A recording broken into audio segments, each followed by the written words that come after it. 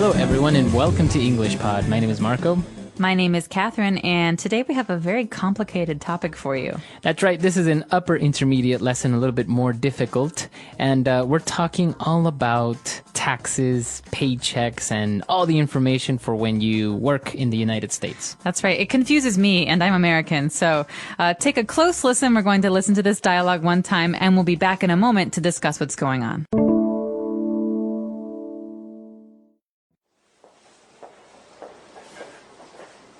Hey, Susan, have you got a sec? I have some questions about my paycheck. You bet, Emily. Pull up a chair. Well, this is my first paycheck here in the States, and there are a few things I don't understand. First off, what is this FICA and SUI, SDI tax? And why are there deductions both for Medicare and for my health insurance plan? Okay, let's start from the top of your pay stub. This number here represents your gross pay. Yes, that's easy enough to understand. Then here we have a series of deductions. First off are the federal ones. FICA stands for Federal Insurance Contribution Act, or something like that. It's your federal income tax. And then there's Social Security and Medicare, which are both federal programs to help you out after you retire or if you are unable to work. All right, I see. So the Medicare isn't actually a health insurance I can use now? That's right. Below the federal deductions are the state deductions. There's the state income tax, and then this SUI, SDI tax you were asking about is paying into an unemployment and/or disability fund that our state has set up. But you can see that it's a pretty small quantity that they take. Yeah, I don't mind giving them $1.50 for that. So there are two separate income taxes, one at a state level and one at a federal level. That's right. Not all states have an income tax. Some use higher property taxes or sales taxes instead. I see. All right. Well, I think everything else I can figure out on my own. The deductions for health insurance and my 401k are pretty self-explanatory. Thanks for your help, Susan. No problem. All those deductions do add up, and nobody's net pay is as high as they'd like. I can understand why you'd want some explanation. Yeah, I guess it's the same in the UK. I just never paid much attention. See you later. All right, we're back. So obviously a lot of vocab there, a lot of acronyms as well, like FICA and all that stuff. We'll take a look at that in a little bit. First, let's start off with some language on Language Takeaway. Language takeaway. So when you get paid, there's a very important number you want to look at, or a couple of numbers. These are called deductions. Now, why do deductions make people sad, Marco? Because a deduction is to take away or reduce. So obviously if your salary is, let's say, $1,000 and you have $500 deductions, then you only get 5 instead of 1,000. All right, so deductions mean what money is being taken away from you.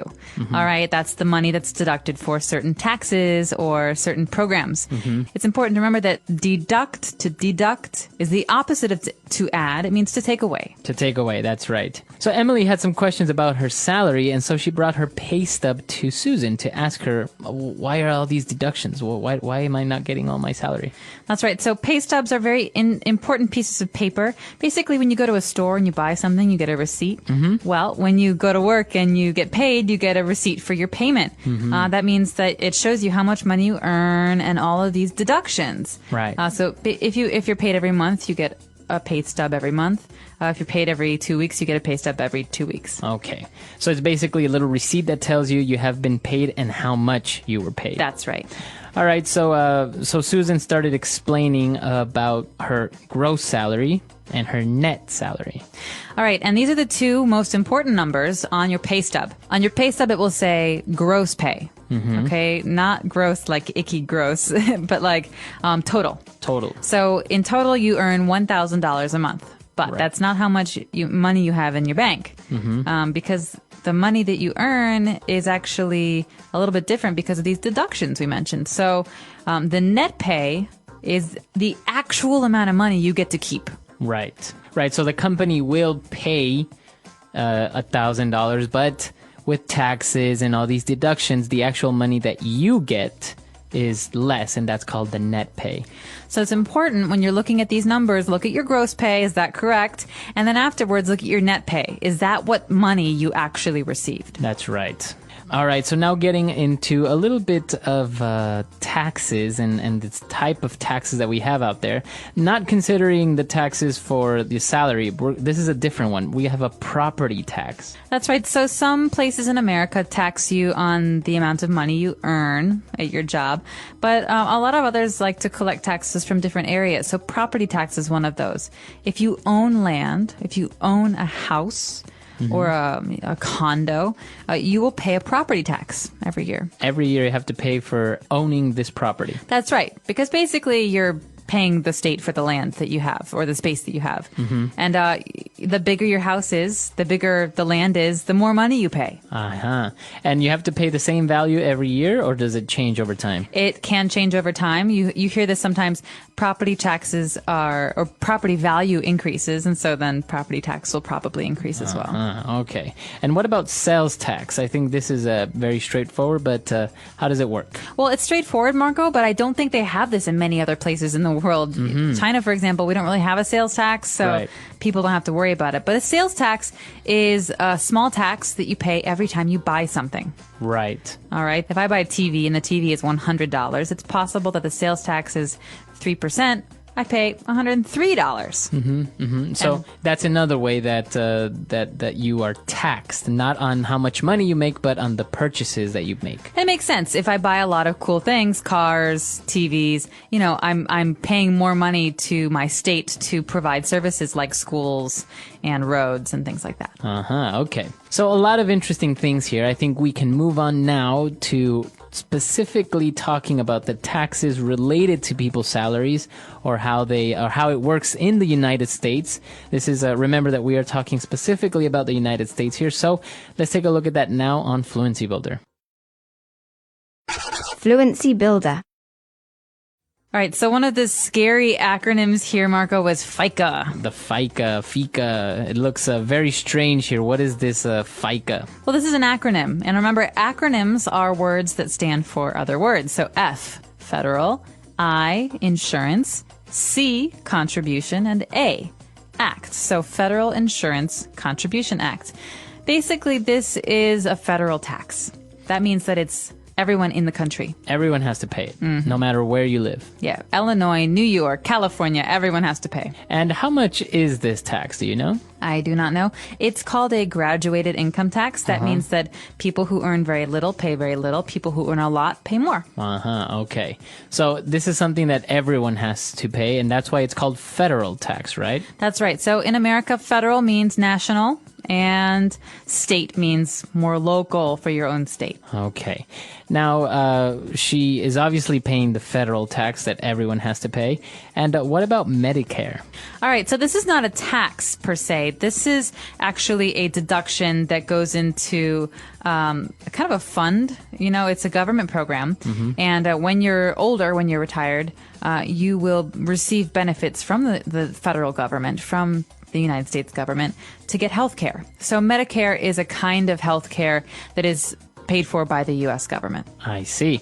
So when you're older, you don't really have to pay for your hospital bills then, because you worked and contributed to this Medicare fund, then you can go and get treatment. That's right. Or you pay for part of it and they pay for part of it. So it depends on the system. But yes, it's a way to get health care through the government. Okay. And now our next word is interesting because we've heard about Social Security before. You have the Social Security card, which is basically your ID, or it states also that you are an American. But what is the Social Security fund now that you are contributing to? Well, basically, this is another government program that is designed to make sure that people are comfortable when they stop working. Because when you stop working, you don't have any income anymore. You need money to live. Right. And so your whole life, you're paying into this fund, and the government will then give you the money back, some money, to basically live off of when you're retired. Okay. And so how long do you actually have to work in order to be eligible for Social Security? I believe you have to be 65 to be eligible for Social Security, but I'm not sure. It's either 60 or 65. Okay. I'm not there yet. All right.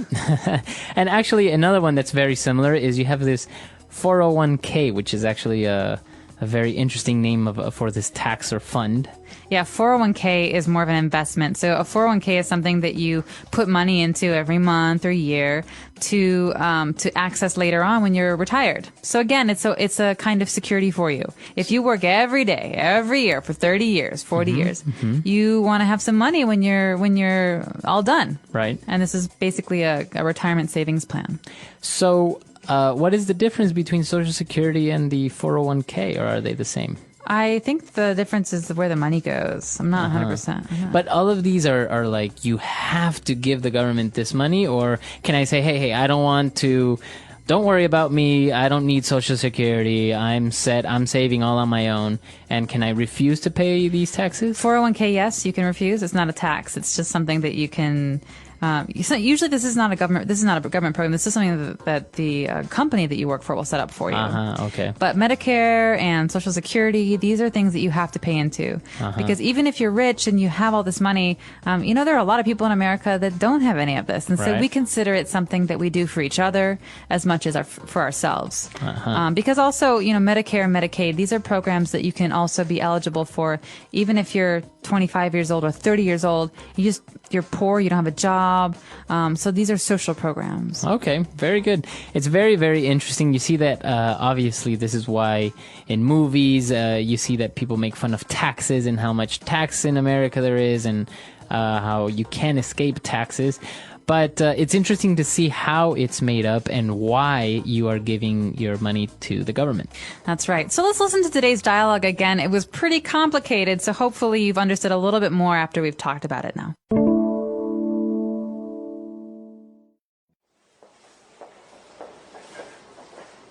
Hey, Susan, have you got a sec? I have some questions about my paycheck. You bet, Emily. Pull up a chair.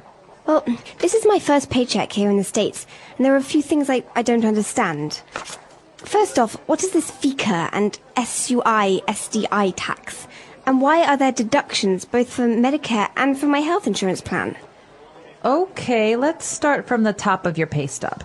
This number here represents your gross pay. Yes, that's easy enough to understand. Then here we have a series of deductions. First off are the federal ones. FICA stands for Federal Insurance Contribution Act, or something like that. It's your federal income tax. And then there's Social Security and Medicare, which are both federal programs to help you out after you retire or if you are unable to work. All right, I see. So the Medicare isn't actually a health insurance I can use now? That's right. Below the federal deductions are the state deductions. There's the state income tax, and then this SUI/SDI tax you were asking about is paying into an unemployment and/or disability fund that our state has set up. But you can see that it's a pretty small quantity that they take. Yeah, I don't mind giving them $1.50 for that. So there are two separate income taxes, one at a state level and one at a federal level. That's right. Not all states have an income tax. Some use higher property taxes or sales taxes instead. I see. All right, well, I think everything else I can figure out on my own. The deductions for health insurance and my 401k are pretty self-explanatory. Thanks for your help, Susan. No problem.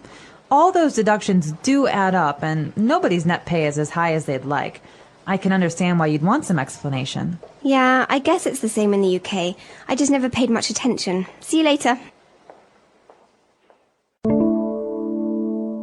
All right, so another interesting thought that came up was, well, where does the money for government spending come from? So because you have all these taxes that are for you, basically, you have property tax, or maybe does it come from sales tax that maybe the government can make roads and parks and stuff like this? Well, that's the thing.